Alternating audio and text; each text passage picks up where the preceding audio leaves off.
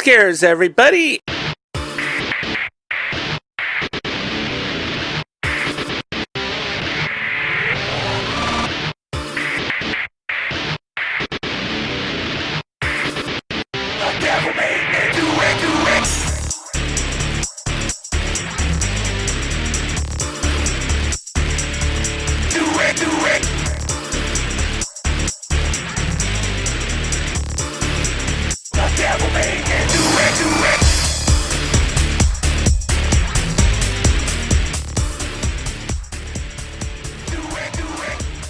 That's enough on these pathetic turds. Good morning, or happy afternoon, or whatever part of the day it is for you when you watch this video. And it's probably not going to be uploaded to YouTube until tomorrow, but forget all that. This is your old buddy, Lord Dixie, aka Alan Alberson, aka Dead Sexy Radio, aka Lord Dick What, aka whatever you want to call me. And we are here today because I have a package, a wonderful package, and this is from Grindhouse Video, and it is the Blue Underground. And look at that, I called it by the right name. I did not call it Blue October. I am so proud of myself. I will probably call it Blue October at some point during this video, and that's simply because in the past I have watched quite a bit of Blue October, listened to Blue October, watch their videos, all that good stuff. But anyway, we are here tonight, and we have the sacred ceremonial steak knife of unboxing, which I will probably stab myself with at some point during this video, even though I don't want to. And we have here a box from Blue Underground, and this is the, I believe it was a 50% sale from Blue Underground that Grindhouse Video had last month, I believe. So it is in, and the knife is inserted with deadly accuracy. We're going to start this unboxing here while I talk. I placed several more orders. I have still not heard from my Vinegar Syndicate halfway to Black Friday sale. I sent them an email today just asking if they knew when I would get the package. No rush, no complaints, just am I going to get it this week, next month, next century, will whatever takes over for us after our race dies get the package. And I'm using my knife, cutting toward myself, which is very extremely dangerous. Kids don't do this at home. Yeah, my Vinegar Syndrome sale has still not arrived. My Scream Factory has not arrived. I did email Scream Factory, and they said that several of my discs, 3 of them, were suddenly on back order, so they did not know when I would get those, and the other, I believe, 3 discs would be shipping this week. So hopefully next week I'll have that in. I also made a order from Diabolic, I believe, video. Sippy. Various discs. And there is a severance sale, and there's a fly in here that I will take care of later. Hopefully he won't harass me too much. And my screen is falling down. Don't hate me for that. But anyway, let's get to this so I don't have another fucking 25-minute video like I filmed last night, and I am still trying to get it uploaded. I actually have 2 videos I have not uploaded yet as the time that I am filming this, because my upload speed is so freaking horrible on my CenturyNet Wi-Fi. And I'm trying to get that fixed. But anyway, the box is now open by the successful use of the steak knife. And we have the wrapped in plastic. She was wrapped in plastic. Horrible impression from Twin Peaks. If anybody remembers the original Twin Peaks. We're unwrapping them. I kind of sort of know what these are because I'm getting the emails, and I kind of sort of remember. But we're just going to pull them off the top. Have a little bit I was eating dates earlier. I have a little date stuck in between my teeth. Most of these I have seen, but not all of them. I think there's at least one DVD in here or one Blu-ray in here that I have not seen. But anyway, let's pull them straight off the top. I'm not looking. I will shake the stack up to make sure they are all distributed randomly right off the top. I know what this is. I saw it. The Living Dead of the Manchester Morgue. At the Manchester Morgue. This is a movie that I have heard of forever.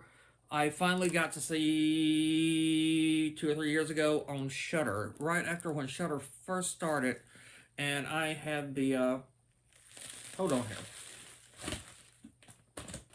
1 second.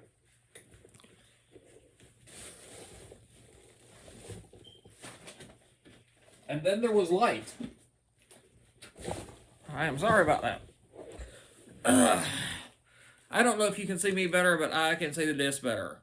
This is the epic zombie shocker returns as you've never seen it before. Two traveling companions, George and Edna, of the Killer Must Kill Again. Oh, never mind. George and Edna come across a small town infested with the living dead that are satisfying their cannibalistic hunger on anyone they come across. Discovering that an agricultural machine using radiation waves is at the root of all the havoc, George and Edna fight for survival and their innocence as they are pursued by a relentless detective who is convinced they are responsible for the ghoulish acts of violence plaguing the countryside. And this is a really good, and it's been a couple years since I've seen it, so I don't remember a hell of a lot about it. But this is one of the good Romero-style zombie movies. You don't hear about it a hell of a lot unless you're just really a horror fan. I had heard about it for a long time, and when I seen it and it was under a different title, because there's a couple different titles that float around for this. Let Sleeping Corpses Lie, I believe, is one of the alternate titles for it. And I believe that is the name that I originally saw the film under. And I was like, oh, I've never saw this before. And I watched it and I loved it. Then I found out this was The Living Dead of the Manchester Morgue. It was filmed and set in Britain, but by an Italian, I believe, Italian or French director. So it's kind of one of those nationally mixed films. It's not like an Italian zombie film, but it is very similar to the Italian zombie films of the era. But it's more, get my cap on to hide my hideous overgrown hair. It's very reminiscent of the Romero style zombie films too, and it's definitely worth seeing. The second Blu-ray I've already pulled off here. Shockwaves, the greatest Nazi zombie movie ever. Even though technically these guys aren't zombies, I guess they're. I don't know. It's been a while. I have seen this. I love this. This is one of my favorite movies. I already have this on DVD, but when I saw they had it on Blu-ray and they had it on sale, I grabbed a copy. This is my upgrade. I may give the other one away. This one stars Peter Cushing and Maud Adams. I'm going to check here. Brooke Adams. Who's Maud Adams? Maud Adams, I think, was the James Bond chick from Octopussy. Brooke Adams, who was also... she was Invasion of the Body Snatchers. She was in something else too, and I don't remember what it is. Let's just read the back of it. In the dark days of World War II, the Nazi High Command ordered its scientists to create a top-secret race of indestructible zombie stormtroopers. Unliving, unfeeling, unstoppable monstrosities that killed with their bare hands. They were known as the Death Corps. No member of the horrific SS unit was ever captured by the Allied forces, and somewhere off the coast of Florida, they have survived. So, I have no problem calling these guys zombies. They're supposedly unliving, undead, whatever. This was like a great forerunner to films like The Outpost, I believe. And I can't remember any more about it right now, so I'm not going to get into it. Never mind. they're Nazi zombies, dude. And it stars Peter Cushing and Brooke Adams. It's suddenly got hot here. My air is turned off. And John Carradine as he plays the tugboat captain at the very beginning of the movie. And I don't want to spoil this for you. It's a great film. One of my favorite... it's my favorite Nazi zombie movie. There haven't been that many great Nazi zombie movies. But this is one you really want to see if you can find a copy of it. If you can find it on Amazon Prime, you may want to rent it from Amazon Prime or somewhere.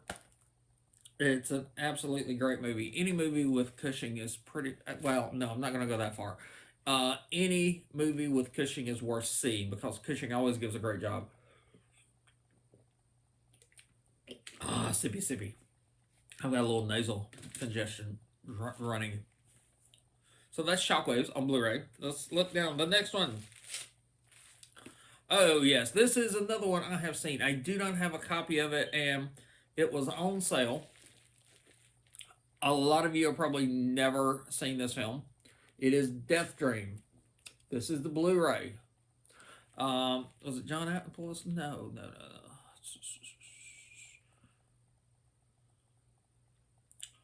no. Okay, the son Richard Bacchus is the main person who I've never heard of.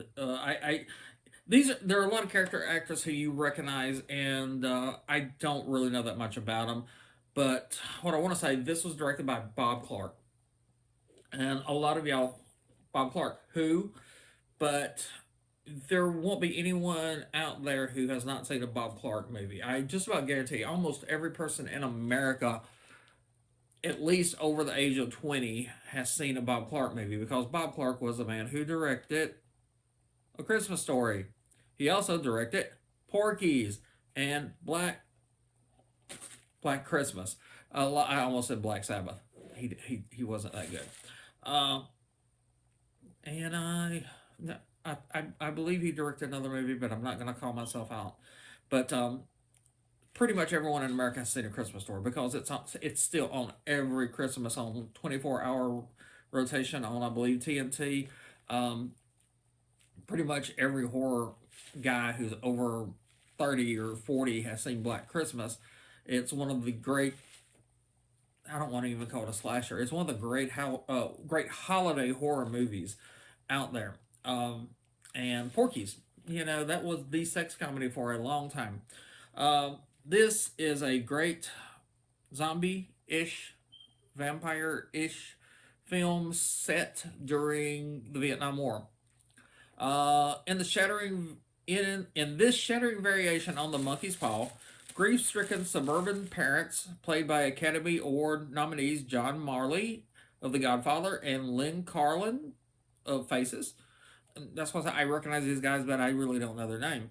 Refuse to accept news that their son Andy, played by Richard Backus, has been killed in Vietnam. But when Andy returns home soon after, something may be horribly wrong. Andy is alive and well. Or is he? Produced and directed by Bob Clark of Black Christmas and written by Alan Ormsby of Deranged, Death Dream was one of the very first films to confront the domestic ravages of the Vietnam War. More than 40 years later, it remains one of the most chilling horror films of all time. Death Dream was released under several different titles, including Dead of Night, The Night Walk, and The Night Andy Came Home, and marked the grisly debut of gore effects legend Tom Savini. Dawn of the Dead, of course. Everybody who watches horror knows who Tom Savini was, so I'm not gonna. Blue Underground is proud to present the acclaimed zombie shocker on a new 2K restoration from the 35mm negative in its most complete version ever, along with original and brand new extras exclusive to this release. Now, Bob Clark, I already said, Christmas Story, Black Christmas, Porky's. Alan Ormsby is one of these guys who's still around. He starred in the movie Children Shouldn't Play with Dead Things, which I do believe Bob Clark was also a director on. And I'm not 1,000% sure, so I'm not going to back that up. He's done a lot of work in horror. I'm going brain dead trying to think of something that he actually directed, but he did direct. He did the music on Cat People. He did directing some of the shorts on Popcorn, which is another movie which I have that I got not too long ago, did a video on. But Death Dream. Death Dream's a great movie. It does really get into, it's not a overtly anti-Vietnam War movie, but it is an anti-war sentiment in it, as well as being a damn terrifying little horror movie there. So watch it, find it somewhere. I found it on UHF a long time ago under a different name and fell in love with it the first time I watched it. Absolutely great movie. The next movie up, boom, boom, boom, boom, the DVD, Tombs of the Blind Dead. This is one of those movies from my childhood that absolutely bloody terrified me. I believe I first found this on Movie Macabre with Elvira. The jokes she told on this I still remember, and they're still bad, so I'm not going to repeat them. Tombs of the Blind Dead, by Armando Osario. We're going to read this and find out. Right here. In 1971, director Armando de Osario, I almost got it right, created what horror films worldwide consider to be Spain's Night of the Living Dead. In Osario's Nightmare Visions, a legend of In Osario's Nightmare Visions, a legion of Knights Templar, I almost totally fucked that up, executed horsemen whose eyes have been picked out by crows, rise rotting from their graves, hunting only by sound in a quest for human flesh. The Blind Dead saga begins here as a modern day tourist trip to the ruins of the Templar monastery unleashes a frenzy of. Okay, I did misread that. Unleashes a frenzy of lesbian desire, sensual violence, and the unholy onslaught of the eyeless dead. And that's the old Elvira joke. What do you call a gay person in Portugal? Lisbons. I think that was a joke. It's been forever. Uh, this definitive edition of Tombs of the Blind Dead, the first of the four Blind Dead movies, contains both the original English and uncensored Spanish versions, complete with newly translated English subtitles, all fully restored from pristine negative materials and transferred in eye-popping high definition. I can't wait to watch this one. I might even review it. How does that sound? There were four Blind Dead movies. This is the best one. The second one is also, I believe, The Return of the Evil Dead, then The Ghost Galleon, and there's one about seagulls. I forgot. It's not a flock of seagulls. It's close. Night of the Seagulls, I think. I think that's the fourth. I could be wrong. I could be mixed up. I've seen all four of them. This is the best one. This is the one that gave me fucking nightmares as a kid. Thank you, Elvira. Thank you for the nightmares and the unpleasant dreams. It's another one you gotta see. This is one. Oh, we get out of. Okay, yeah. I did not separate these by DVD and Blu-ray. It's just kind of accidental that I'm pulling up here. This is another one. I have seen this only once, and they had it on sale at Blue Underground, not October, so I had to get it. This is David Carradine in Cannonball. Now, I ended up watching this because I was a huge fan of Cannonball Run as a kid. And who wasn't? If you grew up around that time and you watched the movie, classic Burt Reynolds, Dom DeLuise, and every fucking person they knew in Hollywood in the two Cannonball Run movies. Sippy sippy. So, I was fans of the Cannonball Run movies, and this one popped up on UHF. Great UHF, showing those great exploitive type films all the time in their snowy old UHF days. And I came across this one. I'm like, oh, Cannonball, is this a sequel or a prequel to Cannonball Run? It's really neither. It's based on the race, but it has nothing to do with the other two films and was filmed several years before, I believe. Cannonball, the car crash cult classic from the director of Eating Raoul and Death Race 2000. Buckle your seatbelt for the Transamerica Grand Prix, the infamous cross-country road race from Los Angeles to New York City. Didn't Cannonball Run go the other way from New York to... where was I at? From cross-country road race from Los Angeles to New York City. David Carradine of Kill Bill stars as Coy Cannonball Buckman, an ex-con and fallen stock car champ who puts a pedal to the metal for one last shot at glory. But competition on the open road is a killer, and Cannonball is the target.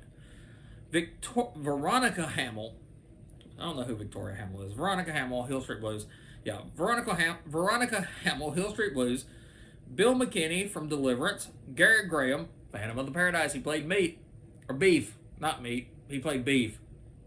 Beef, meat. Meat is beef. Beef is meat. Mary Warrenoff, who I believe was also in Death Race 2000. Why did I say I believe? I know she was. From Rock and Roll High School. Robert Carradine from Revenge of the Nerds. And Dick Miller, who's in freaking everything from Gremlins. Co-star in this high-speed demolition derby directed by Paul Bartel. Co-written by Don Simpson. Controversial producer of Bad Boys and The Rock. And featuring wild cameo appearances by Bartel, Simpson, Sylvester Stallone, Martin Scorsese, Roger Corman, Joe Dante, Judy Canova, and more. And I don't know the exact connection because Cannonball Run was actually based on a real cross-country race, and I'm assuming that this is based on the same race. Only here they named the racer Cannonball. Maybe I don't know enough top of my head about the race to give you a lot of information on it. This is another one not enough people know about, and I'm sorry, my sinuses are killing me. So let me take another drink here. Oh, sippy, sippy. Lubricate the pipes. This is a film not enough people know about, and not enough people know it even exists. So maybe I'll do a review on that as well. Ooh, I need to do some reviews. I really need to do some reviews. We're down to the last Blu-ray in the package. No, this is actually a DVD. Why did I get DVD instead of Blu-ray? Maybe it wasn't available. I don't remember. This is the one film in the set that I have not seen. It is Manhattan Baby. Can you see that there? Manhattan Baby. Oh, man, I'm getting choked up here. Directed by Lucio Fulci. And if I'm pronouncing his name wrong, I'm sorry, don't laugh at me. I've always pronounced it that way, and someone was laughing at someone else's pronunciation not long ago, and I'm like, I'm probably, I don't care. Laugh at me. It's fine. Leave a laugh in the comments, and like and subscribe. Manhattan Baby, the surreal horror shocker from the director of Zombie, The Beyond, and City of the Living Dead. This is one of the few Fulci movies I have not seen. A young girl on vacation in Egypt is given a mysterious charm, causing her archaeologist father to be struck blind inside an unexplored pyramid tomb. But when the family returns home to Manhattan, a plague of supernatural evil and sudden violence follows. Can this ancient curse be stopped before it's unleashed on the streets of New York City? Italian shockmaster Lucio Fulci combines elements of The Exorcist, The Awakening, Poltergeist, and more in this bizarre horror thriller. Also known as Eye of the Evil Dead and The Possessed, Manhattan Baby is notable as one of Fulci's final films to be released in America. Maybe that's why I haven't seen it, because I've seen a lot of Fulci. His Zombie is probably my favorite Fulci film, and the Beyond is very close beyond that. But, you know, Fulci, he loved his gore. He loved to have someone have an eye poked out, and that kind of looks like a weird gay thing, but he loved to have people with their eye poked out. I don't think it was always women, but you know, in Zombie was that great eyeball scene with the chick. So maybe there's some eyeball popping in here. But those are the movies that I have added to my over flippin' stocked movie collection. Oh my god, 6 new movies that I have to find somewhere to put them. And Manhattan Baby, I may try to watch tonight, but I have to go to work in a couple of hours, so that may not happen tonight.